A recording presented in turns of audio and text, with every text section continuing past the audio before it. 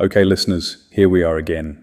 Let's picture this scenario, one I witness almost daily with the influx of what I call newcomers to my beloved and only industry I really know in and out, from 20 plus years of exposure. You are scrolling through Facebook Marketplace on a Sunday afternoon, right?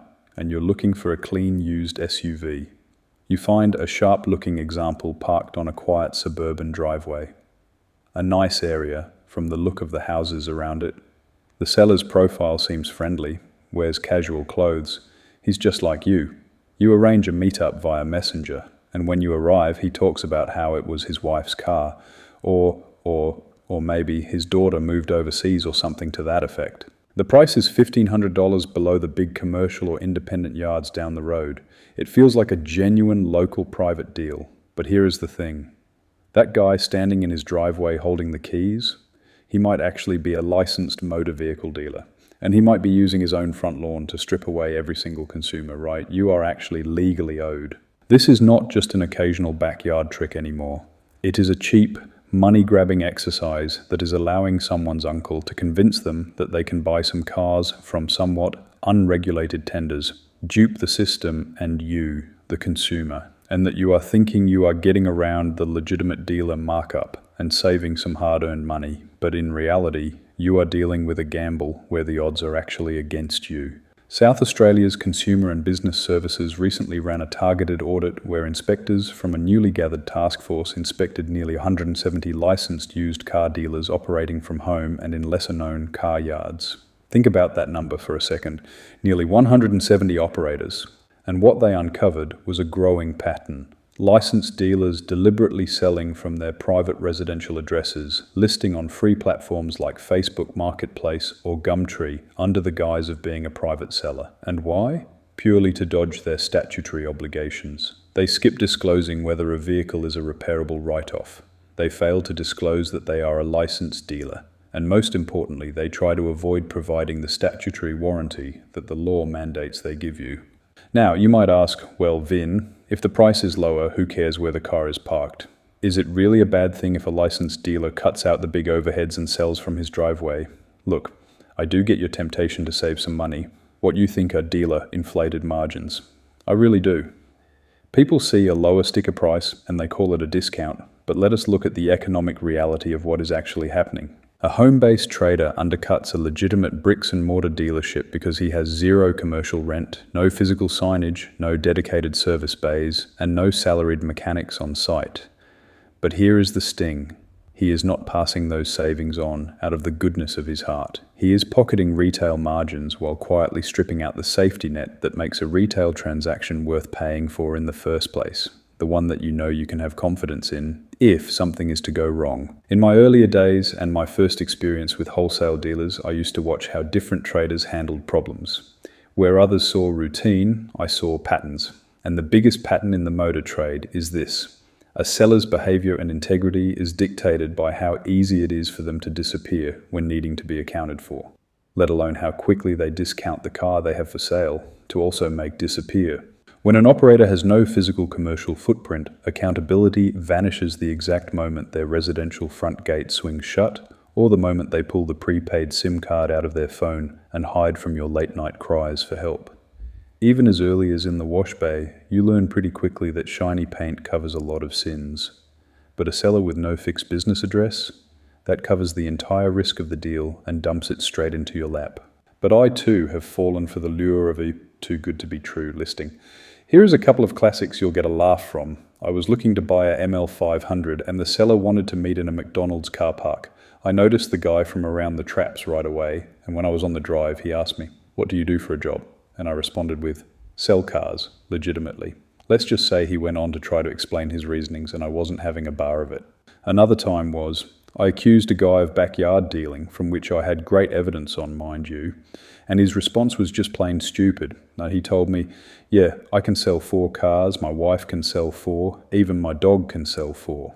My response was, "Yeah, till you get caught with a court case, absolutely." And look, it gets worse when you look at the unlicensed backyarders doing the same thing. In South Australia, if you buy, sell, or offer for sale 4 or more vehicles in 12 months, the law says you must have a dealer license. Yet CBS found a significant number of completely unlicensed operators running backyard sales rings. Over just one financial year, 6 individuals were convicted for tampering with odometers, slugged over $35,000 in fines and compensation orders, and one was even handed a suspended jail sentence for falsifying logbook records. 4 of those 6 were completely unlicensed backyard operators, and 2 were licensed dealers caught winding back odometers to maximize profit. They pull up the odometers, fake the service books, and sell you a worn-out wreck disguised as a low-kilometer gem. So what are you actually paying for when you step onto an established, licensed car yard? It is not just the glass showroom or the shiny coffee machine in the waiting room. You are paying for verifiable physical presence and statutory recourse.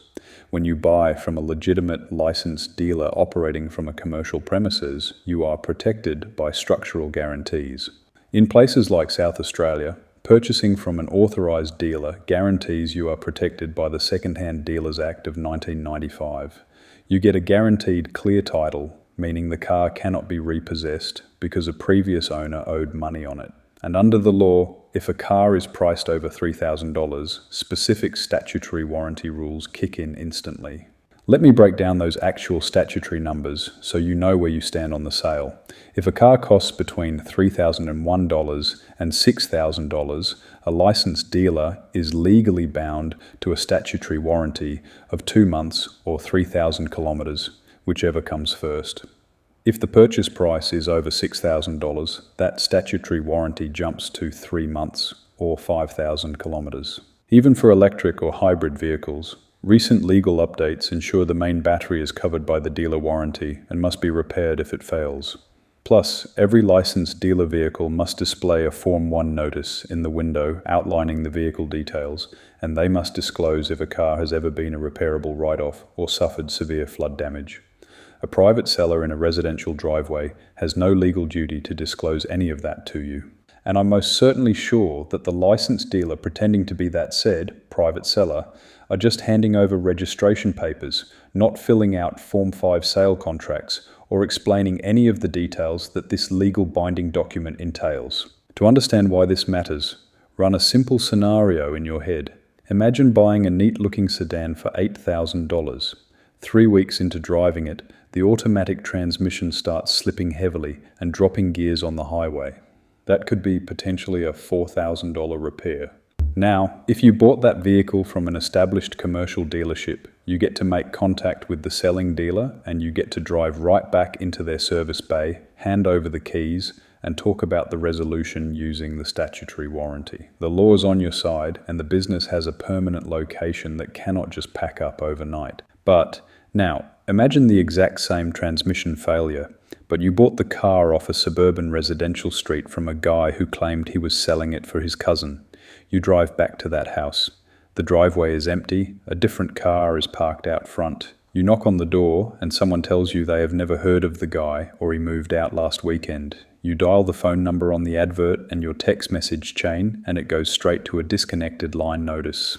Now ask yourself, what did that driveway discount actually cost you? You thought you saved $1,500 up front, but you just inherited a $4,000 mechanical nightmare with zero recourse, no compensation fund coverage, and no statutory warranty.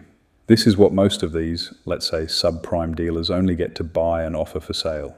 Usually what we call the problem childs. You traded legal protection for unpriced mechanical risk, and that brings us right back to the core principle I have lived by through 2 decades in this industry. Clarity beats confidence every single time. A driveway dealer will give you all the confidence in the world with a smooth story and a friendly smile. It's an unfortunate truth, but the backyard dealer is a backyard dealer for a reason.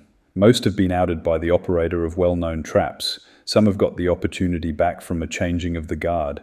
But most of all, they end up just surviving by doing the wrong thing at your peril. Spotting them is as easy as undone preparation leading to the sale. A genuine dealer will have the cars finished and prepared right from their reconditioning process, ready for you to jet off with as good as a used car as you can get.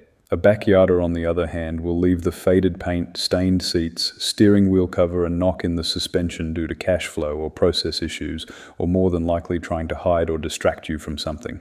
But ultimately, the key factors like a physical presence, verified PPSR title checks, MTA-backed members, tasks like performing a new service and safety check, the dealer delegate access, forms displayed correctly, and genuine talk around the statutory warranties will give you the clarity. Do not trade away your protection for the illusion of a driveway bargain. That is, unless you can stand on your own 2 feet in this auto world, and you like the feel of a good old-fashioned gamble. Well, that's it. Good chat, guys. Keep your money safe, even if it is more than you wanted to or needed to spend. Value is long-term. See you next time.